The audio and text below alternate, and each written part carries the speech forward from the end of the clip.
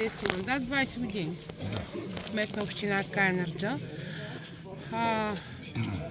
Да питам първо, трудно ли е да сте кмет на община като Кайнарджа, която се води висока безработица, бедна община?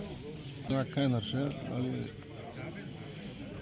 не толкова лесно, защото всички знаем безработицата, немотията на хората, необразовани, имат тия хора, всички искат просто прехрана, а самата община е в безизходна ситуация, когато Министерството на труда и социалната политика не ни предоставят такива възможности и хората изпадат в различни шокови положения, защото наистина безпаричието ги тормози. Някои хора са в много тежко състояние, което съм се опитвал в годините да помагам с каквото мога. Семейството ми се занимава с земеделие и с какво ли не съм помагал на тия хора с цел да оцеляват зимно време, защото то става в личен план, не защото през общината няма как да го направят, тъй като безработицата е голяма, пък след като нямаме осигурени работни места от Социалното министерство. Казват, че София е далече от Силистра, но от Кайнарджа като че ли е по-далече. Като казвам София, визирам държавната власт, министерство, управление.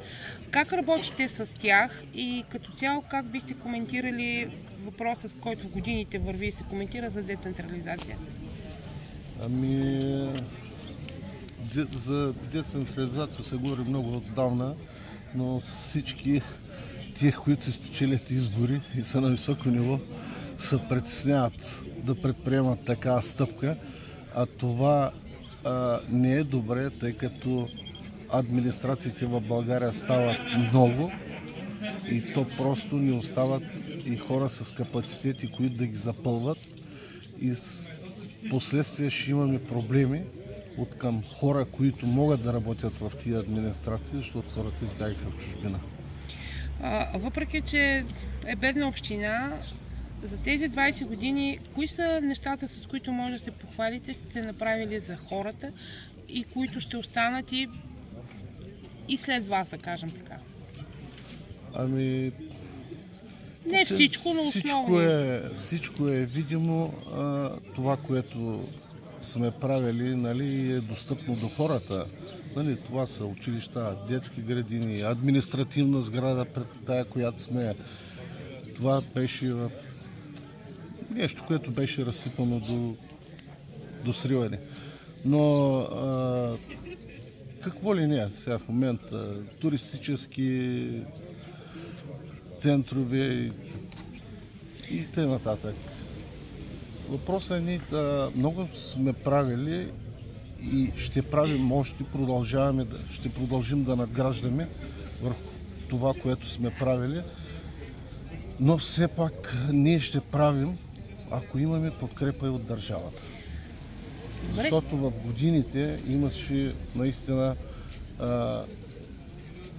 достигнаха средства до смесените региони, проекти, ПМС-та и благодарение на тия неща ние направихме много в нашите общини. И все пак как оцелявате? Благодарение на ПМС-та и на проекти общината? Общината също си има... ние си имаме земеделски земи, имаме си пасища, земеделски пътища, за които получаваме средства и благодарение на тях ние долу-горе връзваме двата края. Градина в село Голеш, тя е най-новата придобивка, тя е завършена, но не обзаведена. Надявам се и това да се случи. Не мога да кажа за колко време, защото поръчки, обществени поръчки и така нататък. Припомнение на каква стойност?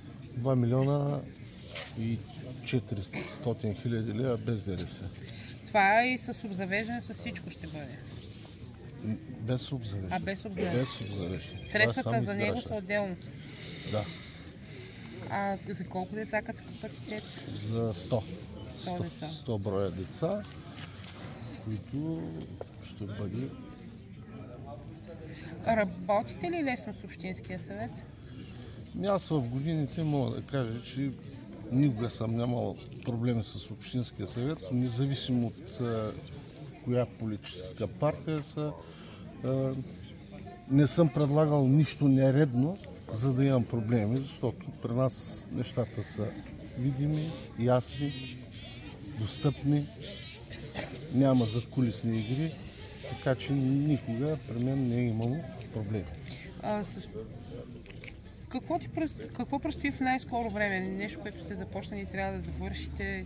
Като стъпки, като действия? Като стъпки съм започнал обществени поръчки по водопроводи, които ще станат реалност, но по едната имаме обжалване. Земеделска гимназия Никола Янков Вапцаров.